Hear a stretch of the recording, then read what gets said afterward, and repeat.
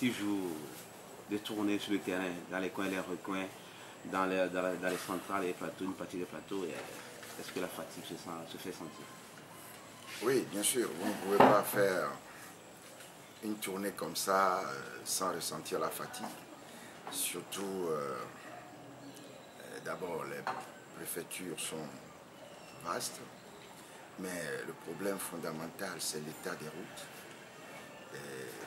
qui vous fait perdre beaucoup de temps et qui vous fait ressentir dans votre colonne vertébrale et dans tout votre corps le mauvais état. Mais vous êtes Kosso? Oui, bien sûr, mais nous avons des véhicules, nous n'avons pas tous les véhicules adaptés à la situation et nous avons eu des pannes dues à l'état de la route. Mais on peut dire que nous avons fait une bonne tournée. Les populations nous ont accueillis très favorablement, ont été réceptives et réactives à nos messages et nous ont dit qu'elles comptent énormément sur nous pour contribuer, aider à l'alternance, au changement de le pays et sur l'amélioration de leurs conditions de vie et l'édification de l'état de droit. Merci. Pendant la tournée, nous avons vu un grand nombre d'écoles dont les salles de classe sont faites de paille et de clairs. Alors, dites-nous, pensez-vous que ce soit de bonnes conditions pour ces enfants qui sont l'avenir du Togo? Non, c'est très grave. Et je souhaite que beaucoup de gens fassent des déplacements comme nous et qui se rendent compte de l'état de délabrement des infrastructures de l'éducation nationale, les salles de classe. C'est-à-dire qu'en fait, qu'est-ce qui se passe? Il y a un manque de programmation. On ne programme rien du tout. On est là et on est surpris par le nombre d'élèves qui doivent aller à l'école. Alors on construit très rapidement des écoles en paille, dans des conditions très précaires. On met un tronc d'arbre, un petit tronc d'arbre, suffisamment solide pour soutenir le poids de l'enfant, et on installe l'enfant dessus. Donc on se demande si ce n'est pas criminel, parce qu'un enfant qui se développe dans ces conditions, à la colonne vertébrale totalement transformée, et dans quelles conditions les enfants peuvent suivre les classes en étant assis en équilibre instable sur un tronc d'arbre. Et ça, ce n'est pas seulement ici, c'est partout dans le Togo.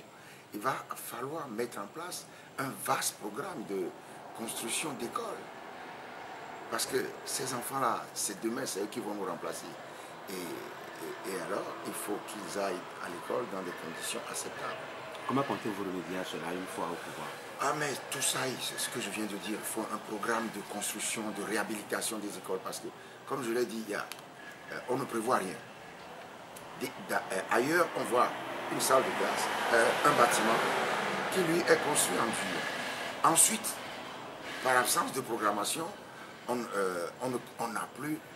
ne met plus suffisamment de moyens pour construire une autre salle de classe en dur, ou bien un bâtiment abritant plusieurs salles de classe en dur. D'où la multiplication des classes, des salles de classe de fortune, n'est-ce pas? Et donc un programme de construction, de réhabilitation des écoles et de construction d'écoles. C'est fondamental. Mais ce n'est pas seulement ce que nous avons vu. Les populations nous ont parlé des problèmes de l'eau, d'accès à l'eau potable. Et ça aussi, on se demande comment, après 54 années d'indépendance, on en est arrivé là.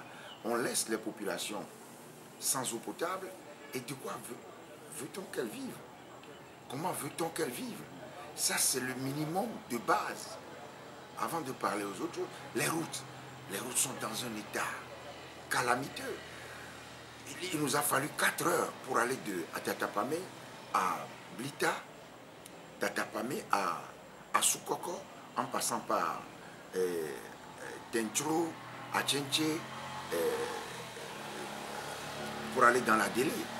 Et 4 heures, alors que les distances ne sont pas si longues que ça. Et donc, les routes, l'absence d'eau, l'absence d'infrastructures sanitaires, les écoles, tout ça c'est à refaire. C'est à faire, parce que rien n'a été fait. Merci beaucoup par rapport à ces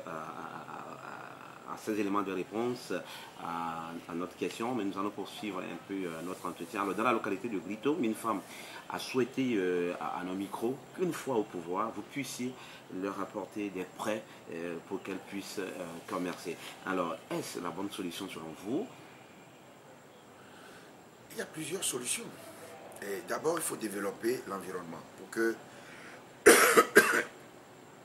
les populations puissent se prendre en main elles-mêmes.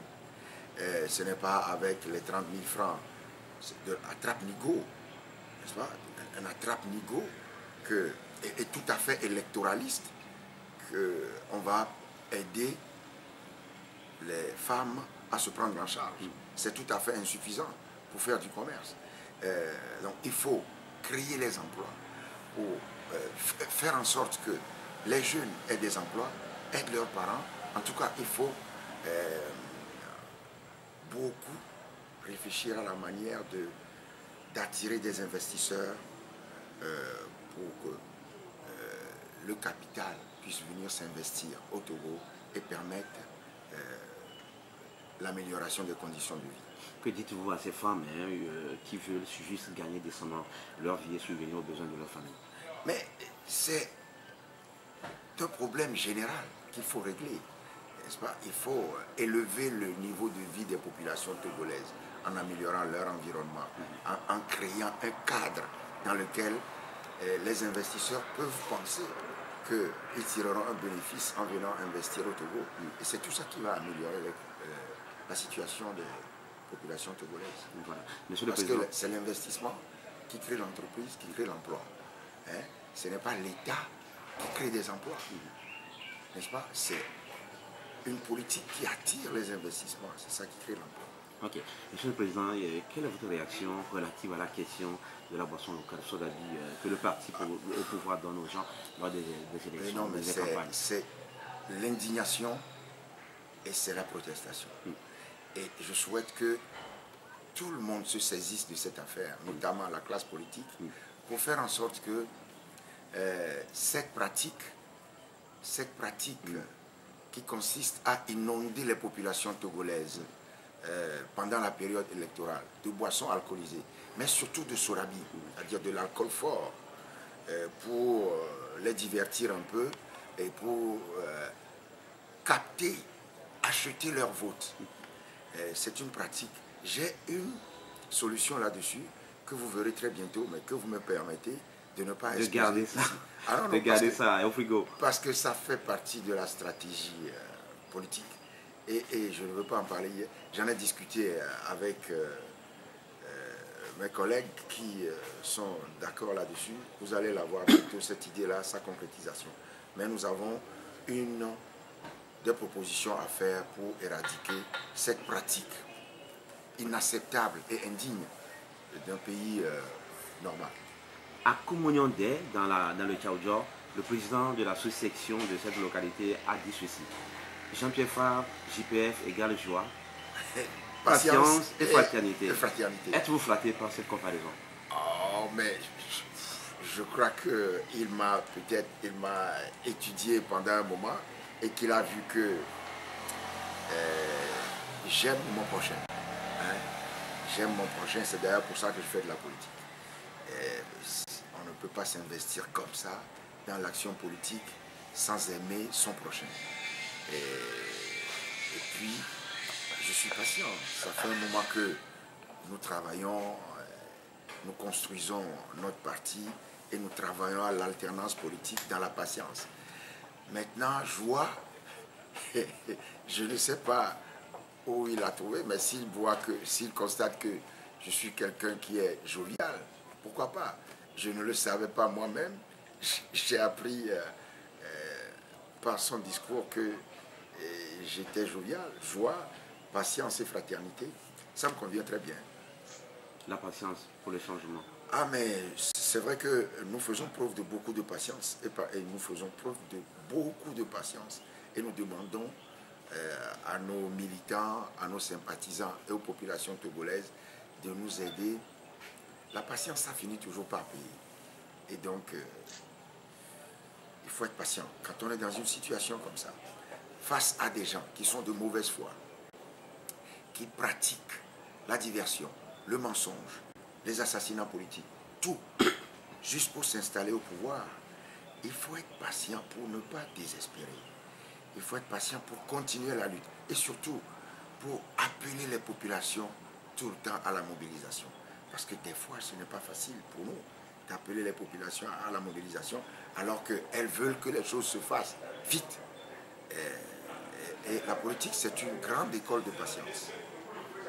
Des entreprises qui s'implantent dans des localités et qui exploitent des minerais de togolais, mais qui ne font aucune réalisation au profit de ses habitants. Alors, votre réaction par rapport à cette Mais c'est la pratique courante de toutes les entreprises au Togo depuis les indépendances.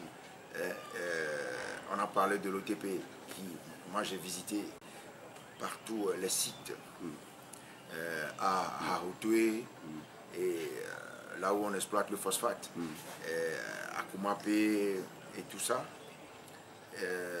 J'ai vu que rien n'est fait au profit des populations. Et c'est ce qui continue. Vous voulez certainement parler du cas de Poma dans la préfecture de Blita. Nous avons vu, il y a plusieurs panneaux nous indiquant l'endroit où devrait se trouver l'entreprise. Les populations même ont évoqué que ça a des effets sur... Oui, il y a beaucoup d'effets sur l'environnement, la pollution, etc. Pour ne parler que de ces effets-là. Il y en a d'autres. Vous savez, quand vous allez découvrir le programme de mon parti, vous verrez toutes les solutions, le programme de mon parti pour 2015, vous verrez toutes les solutions que nous avons proposées à cette situation. Justement, parlons de 2015. Monsieur le Président, notre dernière question, pourquoi les Togolais doivent porter le choix sur vous en 2015? Parce que d'abord, je considère que je suis le meilleur choix, en toute humilité, parce que je suis obsédé par l'amélioration des conditions de vie des populations togolaises, le bien-être des Togolais, la construction d'un état de droit. Et je suis venu à la politique par les droits de l'homme. Et donc, tous ces éléments-là réunis, je pense, font de moi un bon candidat. Et je pense que je suis un bon choix pour les populations togolaises. Je veux dire, je suis le meilleur choix. Maintenant, j'ai un handicap. Je n'ai pas encore franchi l'étape de l'investiture par mon parti politique. Et j'attends avec sérénité cet obstacle à franchir lors du congrès de l'ANC qui devrait se situer en août, septembre. Ok, Monsieur le Président, merci beaucoup pour nous avoir accordé votre temps. Je vous en prie.